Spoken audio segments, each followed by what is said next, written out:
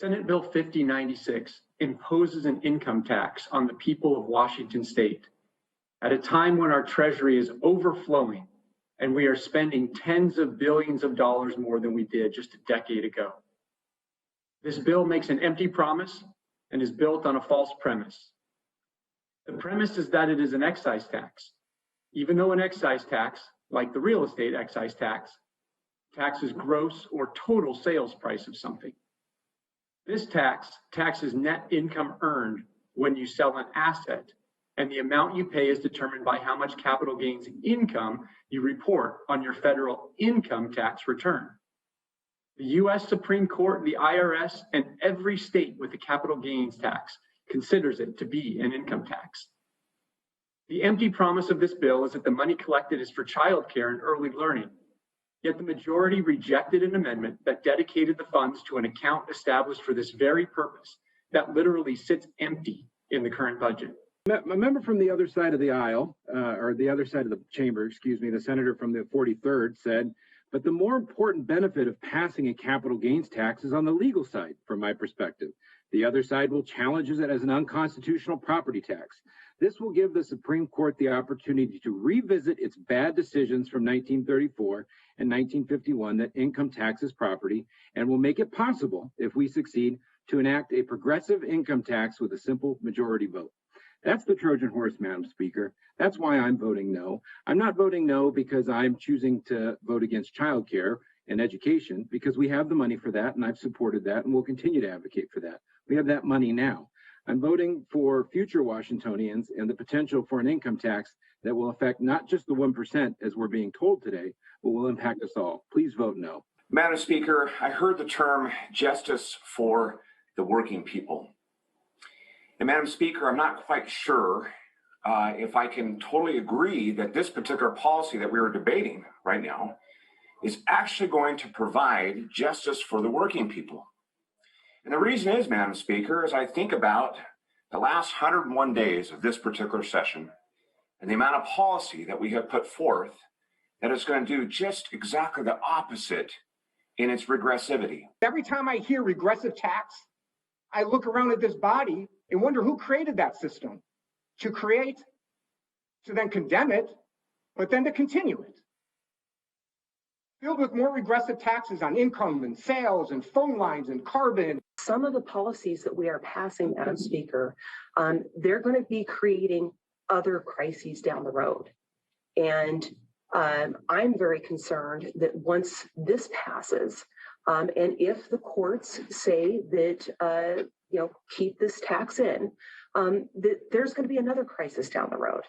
And we're going to wind up looking and going, gosh, what else could we do? If right now it's only people who, where it's $250,000 per year, so that way we can sell it to our constituents and we can say, hey, don't worry, you're not going to be taxed. It's just those rich people.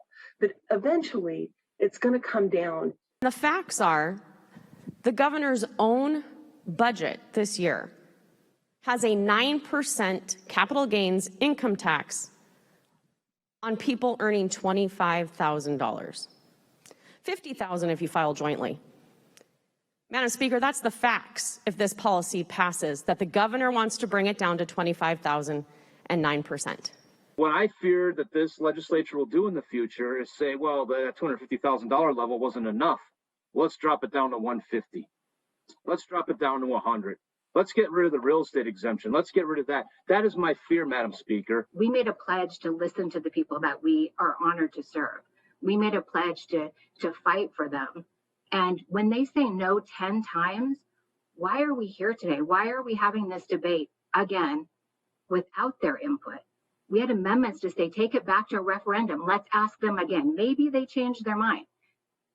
No, we can't do that. We have to vote on it today. This new income tax doesn't relieve the burden on working families. This new income tax doesn't relieve the burden on small businesses.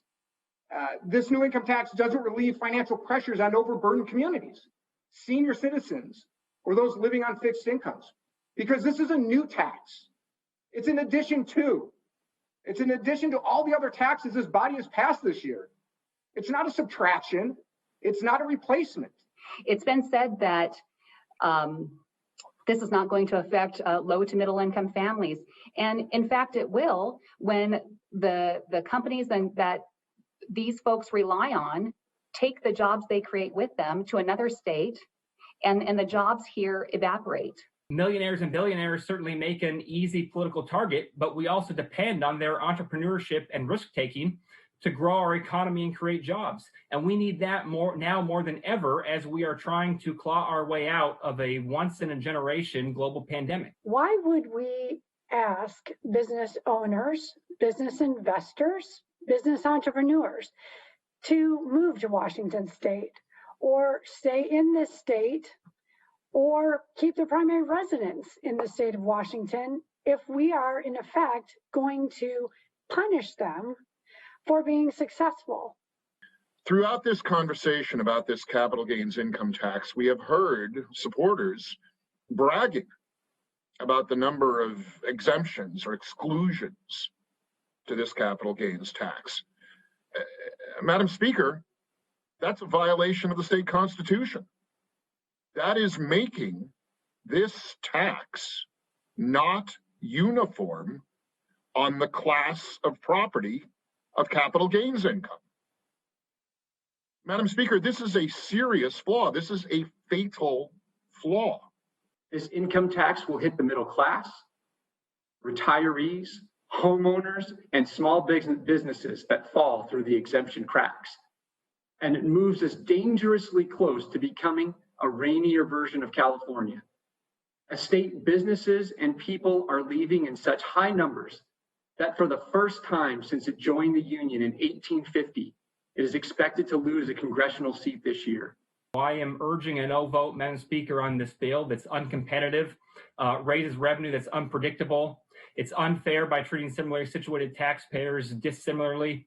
It's unconstitutional and unpopular. And most of all, Madam Speaker, it's unnecessary. So please vote no.